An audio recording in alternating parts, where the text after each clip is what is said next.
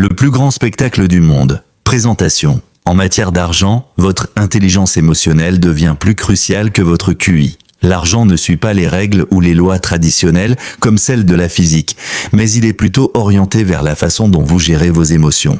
Toute personne ordinaire qui n'a aucune éducation formelle et qui a une bonne maîtrise émotionnelle de soi peut obtenir de meilleurs résultats qu'un génie qui n'a pas seulement le contrôle émotionnel sur l'argent. Un concierge pourrait amasser une fortune s'il pouvait économiser une petite somme régulièrement et même un cadre bien rémunéré pourrait faire faillite en dépensant pour des choses inutiles. La réussite financière est une compétence non technique dans laquelle votre comportement est plus important que ce que vous savez. Dans de nombreuses situations, vous devrez peut-être lutter contre votre état émotionnel et mental, ce qui pourrait affecter votre réponse planifiée. Pour comprendre pourquoi les gens s'endettent, vous n'avez pas besoin d'étudier les taux d'intérêt, vous devez étudier l'histoire de la cupidité, de l'insécurité et de l'optimisme. Chapitre 1. Personne n'est fou. Vos expériences personnelles avec l'argent représentent peut-être 0,01 de ce qui s'est passé dans le monde,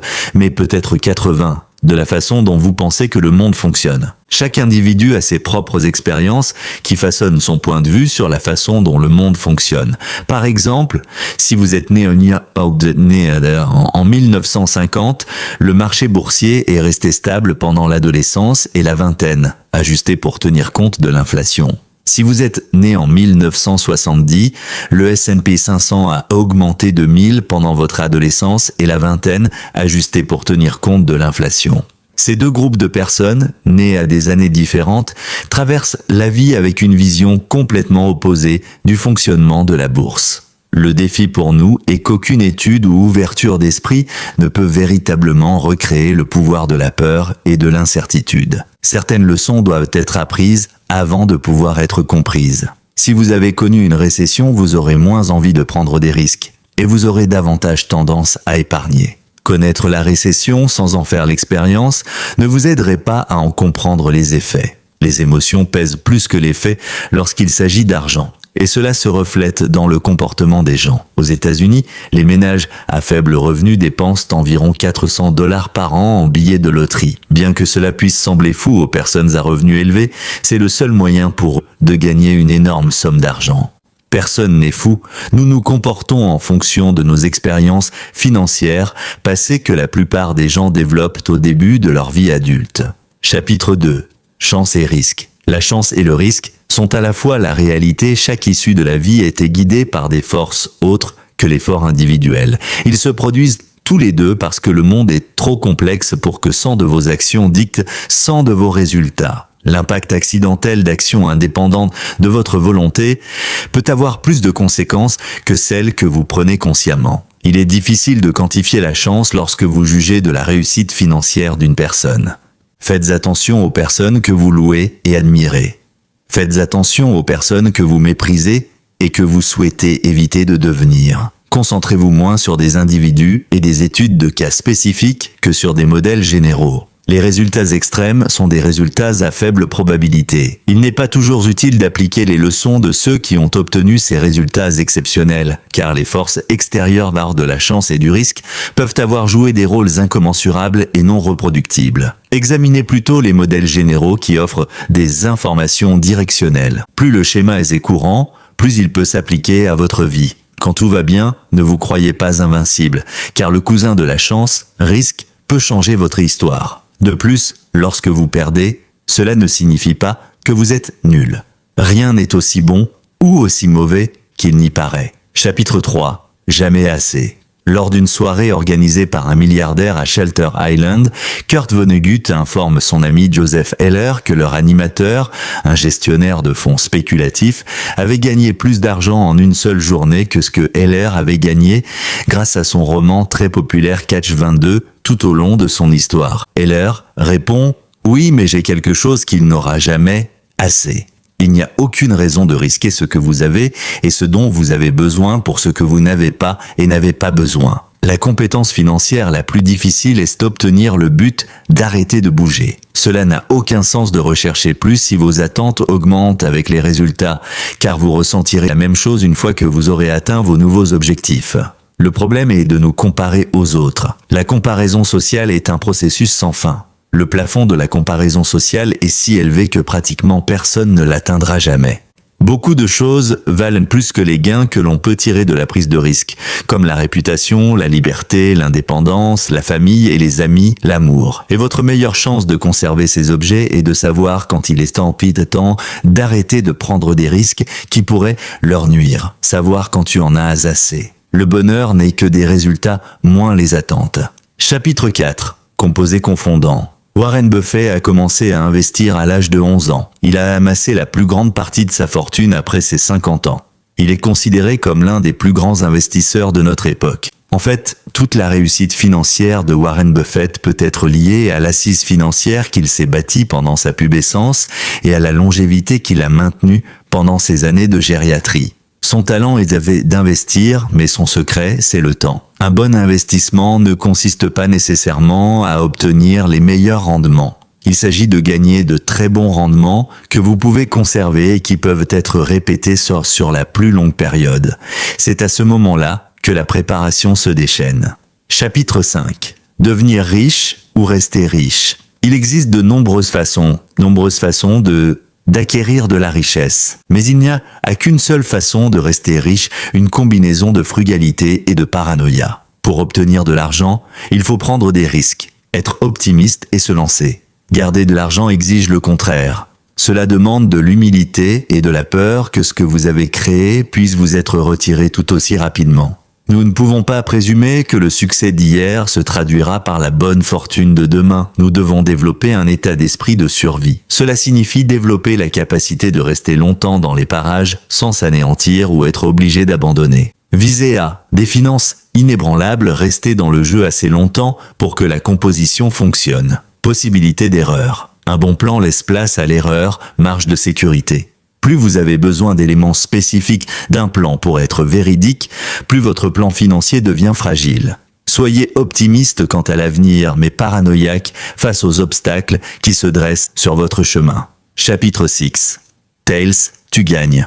Une bonne définition d'un génie de l'investissement est l'homme ou la femme qui peut faire quelque chose de normal lorsque tous ceux qui l'entourent deviennent fous. Les queues dirigent tout. Tout ce qui est énorme, rentable, célèbre ou influent est le résultat d'un événement ponctuel, un événement isolé sur des milliers ou des millions. Le modèle de capital risque repose sur cela. Si un fonds réalise 100 investissements, il s'attend à ce que 80 d'entre eux échouent, qu'une poignée d'entre eux s'en sortent raisonnablement bien et s'attendent à 1 ou 2 pour générer les rendements des fonds. De même, sur le marché boursier, la plupart des entreprises publiques font faillite. Certaines s'en sortent bien et seules quelques-unes génèrent des rendements extraordinaires. Chapitre 7. Liberté. L'argent vous donne la possibilité de faire ce que vous voulez, quand vous voulez, avec qui vous voulez, aussi longtemps que vous le souhaitez. Contrôlez votre temps et le dividende le plus élevé que l'argent rapporte.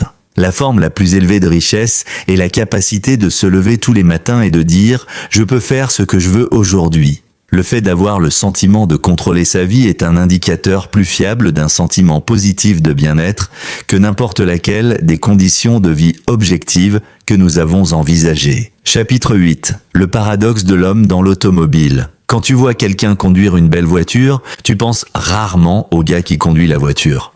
Vous pensez plutôt que si vous aviez la voiture, les gens penseraient que vous êtes cool. Il y a là un paradoxe, les gens ont tendance à vouloir que la richesse indique aux autres qu'ils doivent être aimés et admirés. Mais en réalité, ces autres personnes évitent souvent de vous admirer. Non pas parce qu'elles ne pensent pas que la richesse est admirable, mais parce qu'elles utilisent votre patrimoine comme référence pour exprimer leur propre désir d'être aimés et admirés. Personne n'est autant impressionné que vous par vos biens. Chapitre 9. La richesse est ce que vous ne voyez pas. Le patrimoine est constitué d'actifs financiers qui n'ont pas encore été convertis en ce que vous voyez. Quand quelqu'un achète une voiture neuve d'une valeur de 100 000 $, il lui reste 100 000 $ de moins qu'avant d'acheter la voiture. Nous jugeons la richesse en fonction de ce que nous voyons, car c'est la seule information dont nous disposons. Nous ne pouvons pas voir les relevés bancaires des autres pour mesurer leur patrimoine. Quand les gens disent de vouloir devenir millionnaire, ils veulent vraiment dire qu'ils veulent pouvoir dépenser $1 million.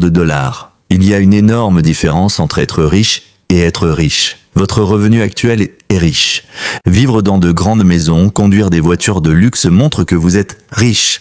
La richesse est se cacher. C'est un revenu qui n'est pas dépensé. La valeur de la richesse réside dans le fait de vous offrir des options, de la flexibilité et de la croissance pour acheter un jour plus de produits que vous ne pourriez le faire actuellement. Dépenser de l'argent pour montrer aux gens combien d'argent vous avez est le moyen le plus rapide de perdre de l'argent. Chapitre 10. Économiser de l'argent. La constitution d'un patrimoine n'a pas grand-chose à voir avec vos revenus ou le rendement de vos placements, mais beaucoup à voir avec votre taux d'épargne. Vous pouvez vous constituer un patrimoine sans un revenu élevé, mais vous n'avez aucune chance de le faire sans un taux d'épargne élevé.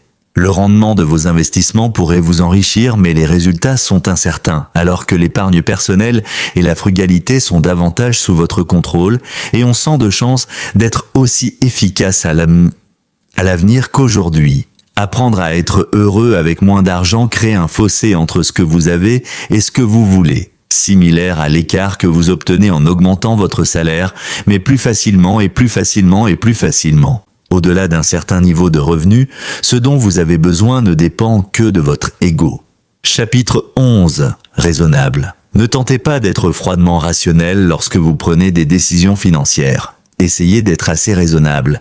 Raisonnable et plus réaliste, et vous avez de meilleures chances de vous y tenir sur le long terme, ce qui est le plus important lorsqu'il s'agit de gérer de l'argent. Un investisseur rationnel prend des décisions basées sur des faits numériques. Un investisseur raisonnable tient compte de l'impact de la décision sur son conjoint, sa famille, ses collègues de travail. Les investisseurs raisonnables adorent leur stratégie techniquement imparfaite, car ils sont plus enclins à s'y tenir. Chapitre 12. Surprise. Des choses qui ne se sont jamais produites auparavant se produisent tout le temps. Il est judicieux d'avoir une profonde appréciation de l'histoire de l'économie et des investissements. L'histoire nous aide à calibrer nos attentes, à étudier les domaines dans lesquels les gens ont tendance à se tromper et à fournir un aperçu de ce qui a tendance à fonctionner. Mais il ne s'agit en aucun cas d'une carte du futur. Nous ne pouvons pas nous fier à l'histoire pour prédire l'avenir. Aucun historien n'est un prophète capable de prédire l'avenir avec une grande certitude. Se concentrer sur l'histoire et les tendances passées peut provoquer, surveiller les événements aberrants qui font bouger les choses.